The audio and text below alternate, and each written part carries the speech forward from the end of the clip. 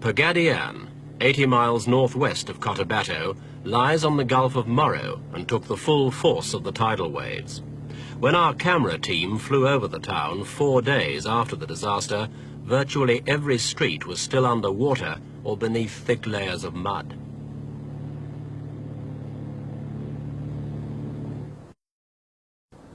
Here too, the smaller coastal villages had suffered terribly. Many of the traditional dwellings, wooden houses raised on stilts, had been reduced to little more than matchwood.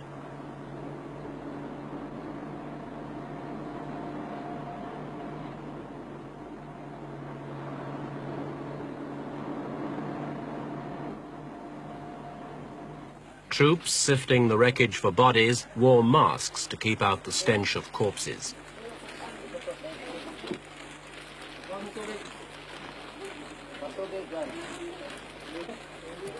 This baby was the youngest child of Marthiol Del Monte. She was only 8 months old and one of 3 children Mr. Del Monte lost in the deluge.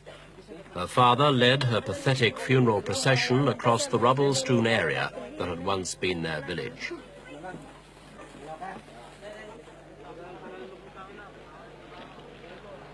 In Manila, relief operations were organized by the Air Force and Army, with help coming from various international charities.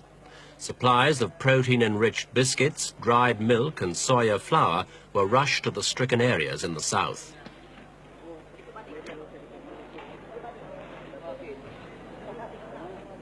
President Marcos refused offers of foreign aid, claiming the Philippines could and should meet the needs of its people from its own resources. The offer of an American aircraft carrier for relief operations was politely refused, possibly because of the sensitive state of negotiations between Manila and Washington on the issue of US-controlled bases in the Philippines. President Marcos wants complete Filipino sovereignty over the existing American installations, a demand that Washington has so far refused to concede.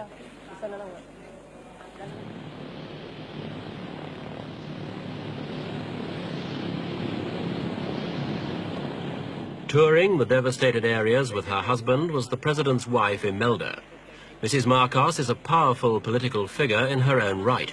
She's the governor of Manila and so no stranger to the complex problems of large-scale organization. She listened attentively while officials explained the situation. At Zamboanga, she made her own notes as relief workers from the Department of Social Welfare explained what was needed to rebuild the coastal towns. One result of these briefings was the transfer of house-building priorities from Manila to Mindanao, where the need is clearly more urgent.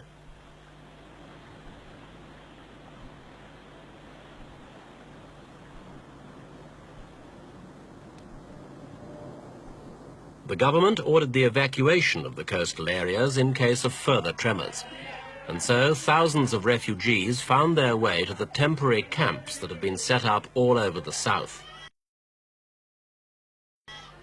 This stadium at Pagadian houses several hundred families in conditions of safety, if not comfort. These people are just a few of 200,000 who will eventually have to be rehoused.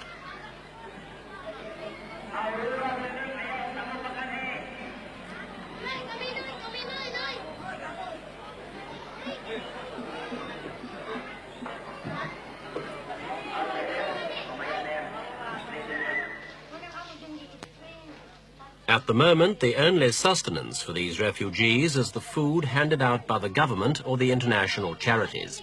It is eagerly and gratefully received. And food is not the only problem. More than 1,000 schools were destroyed by the quake, and until they're rebuilt, the education of these children will be held back.